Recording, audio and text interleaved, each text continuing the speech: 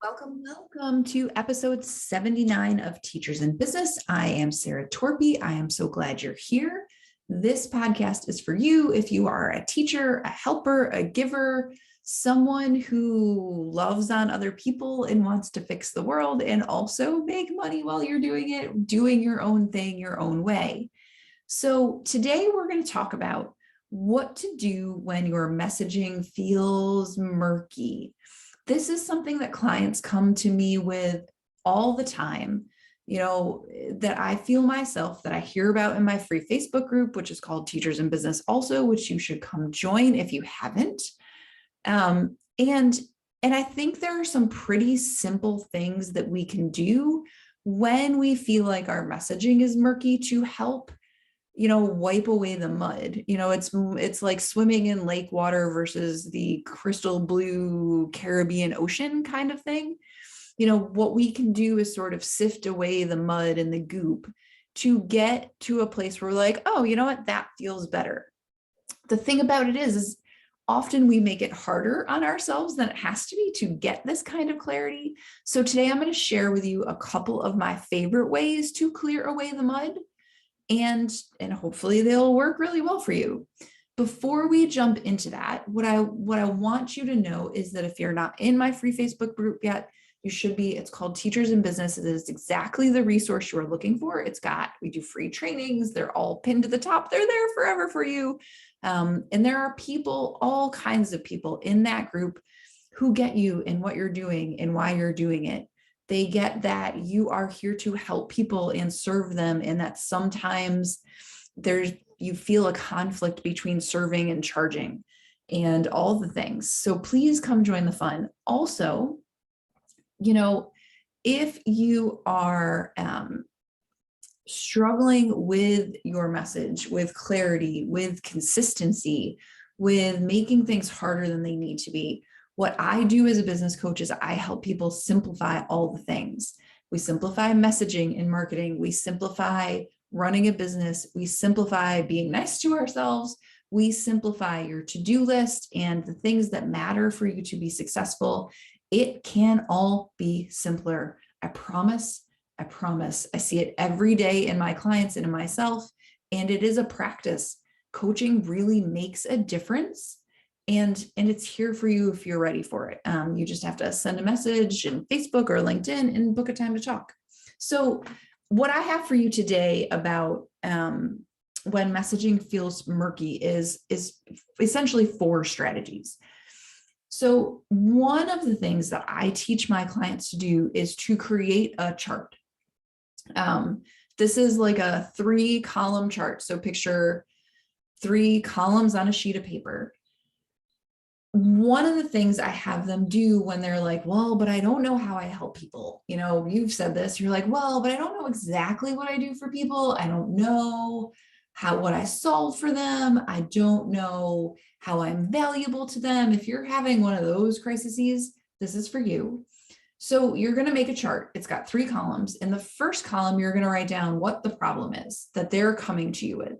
So I did this with a couple of clients in my small group program a couple of weeks ago because everybody was like, well, but I'm not exactly sure what's happening and who I do what for. So what we did in small group coaching, which you are welcome to join when the next round kicks off in October, is we made charts. We did it for everybody. And it was really interesting to watch them play off of each other and go like, oh yeah, that's another way I help people. But for example, one of the clients in that group helps people navigate social media, and she consults to people with their social media. And one of the first things on her list is that people come to her because they say, I don't know what to say on social media. So that's the problem they bring to her. The second column is how she helps them solve that problem. The sentence is, I help them solve this problem by, right? So she helps them solve the problem by helping to pull out of them the ideas that they have, like their stories, their posts, their work that they do, things that they've done for previous clients. She helps them just simply articulate it. And then the third column is the way we do this together. It's like how we do this work. So for me, for example, I have clients come to me all the time and they say the problem is they're inconsistent. They say, you know what? I know what I need to do. I just can't do it consistently. I help them figure out why consistency isn't working for them. I help them structure consistency and their time and work and to-do lists and the things that are vital in their businesses so that they can be consistent. We enable consistency. And the way we do this together is one-on-one or small group coaching. Like that's this chart for me. So you can think of it in 3 columns. And listen, if you can't picture this, after the podcast, after you're done listening, send me a message to my email or on Facebook, come to my websites, fill out the contact form, come to LinkedIn, whatever, and send me a message and say like, I don't really understand the chart. Can you show me a picture? And I'm happy to. So that is strategy number 1. The reason that this works is because what you do is then articulate exactly why people come to you. Like think a person at a time, like how did I help them? What did we actually do together? What did it help them to solve for? And how did we do this work? It helps you like get all the ideas out to articulate, that you do know what you're doing. And then it gives you stuff to talk about. And that's not murky at all. You're storytelling at that point.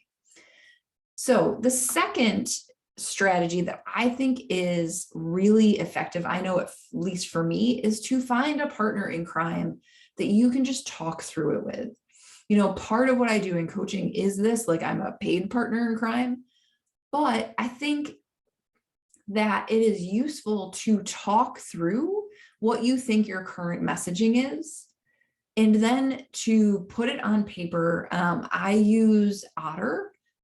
It's Otter like the animal.ai, as like I can just talk into it and have it to transcribe things. I sometimes, when things aren't feeling clear to me, when I feel like the message is getting murky and I don't know what to do with it, I like talk it into Otter. And then I like literally like take myself out of myself and pretend it's someone else's business and read it back and ask myself if this makes sense. It takes a little bit of time to do this, to like do the transcripting, to like talk it out, to write it down, to, schedule time to share it with someone else. And then to be able to be like, okay, does this actually make sense? Is it clear? If I was someone else reading this, would I understand what's on offer? Would I understand what the problem and the solution are? Would I understand, how to get in touch and if it fits me? So to really come back at it as if it's not yours and apply your critical eye, the same critical eye that you would apply for anyone else.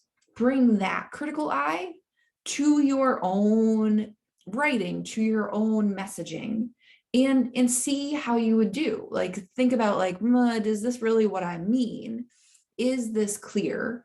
Is it easy to understand? Does it resonate? Do I feel it? Sometimes I read back my own stuff and I'm like, what does this even mean?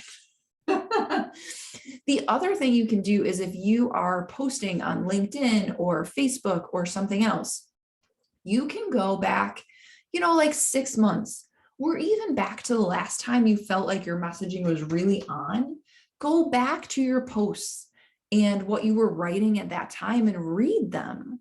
Like there's nothing A, wrong with reusing things, or B, wrong with going back and going like, okay, what was I doing differently here that felt clear, different than what it feels like now? Like what's changed?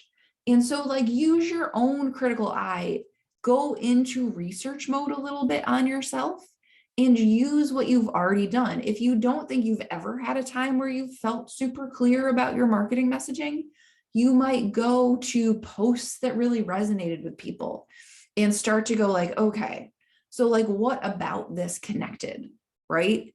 Sometimes it connects most when you're most real to you. And it's like, oh, maybe things would feel clearer if I wasn't hiding behind myself. Okay. The third strategy, I think, is sort of a piggyback on the second, and it is to get really specific. Like really specific. For example, it's the difference between I help people simplify their business and I help people I'm trying to, my brain just is kind of blank. I had an example written down, but it's not very good. That's what happened when you take your notes in advance. Oh, I got it. It's the difference between like, I help people uncomplicate their businesses, and I help people who are sitting with their fingers over the keyboards, trying to figure out what to say and feeling lost and pulled in a million directions between all of these ideas, right? Like, I help people with the to-do lists longer than Santa's scroll is different than I help people simplify, right? So can you come up with an analogy, a mental picture, a story, something that you can tell people about what you actually do and why it matters that would feel clearer? Like, can you be very specific? Like, I always imagine it like I am, this is creepy, but it's the truth. I always imagine it like I am outside of my favorite client's house and I am watching them struggle from outside the window.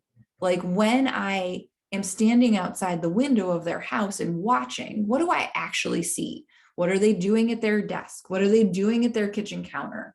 You know, what's their body language look like? What kinds of things are they doing on their computer? What kinds of things are they doing with other people?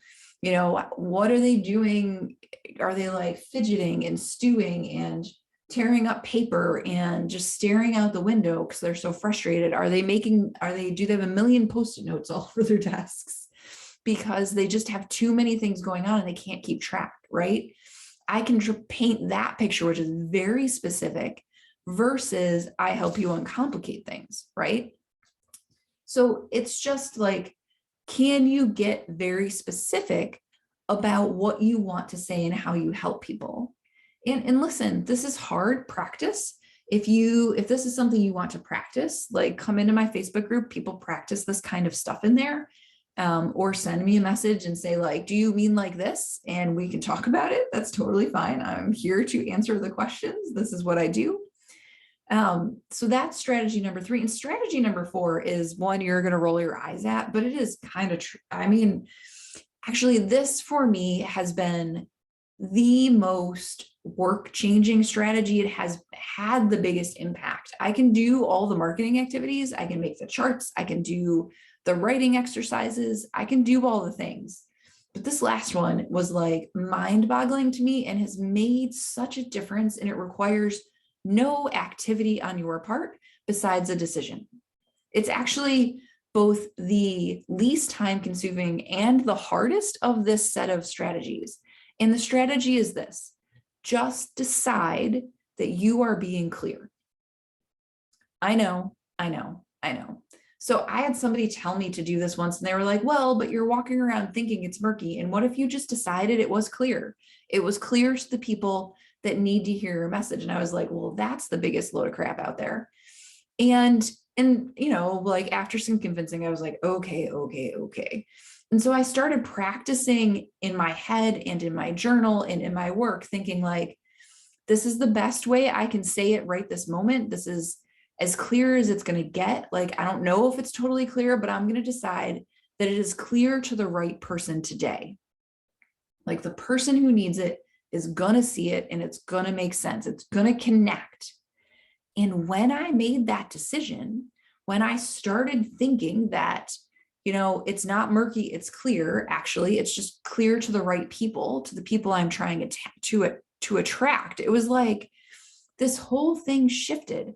I felt better. People responded more to my content. People were more able to connect. And I wasn't doing anything different physically. I had just decided that what I was saying made sense to them. I had decided.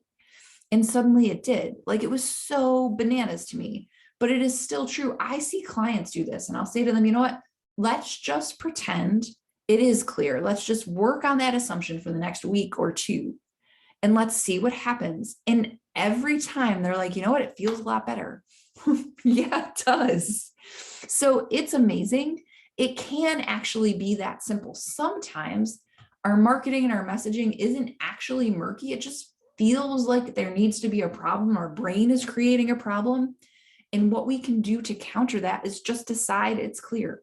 So if you haven't tried that one on yet, I suggest you start there, because if you're walking around telling yourself it's broken, deciding it's not broken really changes things. And really that's 4 strategies for when your messaging is murky. So if you have an extra moment, please, please, please, for me, take a minute to drop a review of this podcast in Apple Podcasts or wherever you listen. Feel free to rate us. I would love your support. It helps other people find this podcast. And then, if you have questions, if you try something and you have questions, if you try something and it works great, if you try something and it falls flat, send me an email. It's sarah@torpycoaching.com, or send me a message on LinkedIn or Facebook and come join the Facebook group. Please, you are welcome. It is called Teachers in Business, but it is for teachers. It is for helpers. It is for givers. It is for all the people. It is for you. So please come be a part of it. We are here for you. And with that, I will see you in 2 weeks, because next week I'm on vacation. Have a great 2 weeks, and I'll see you in August.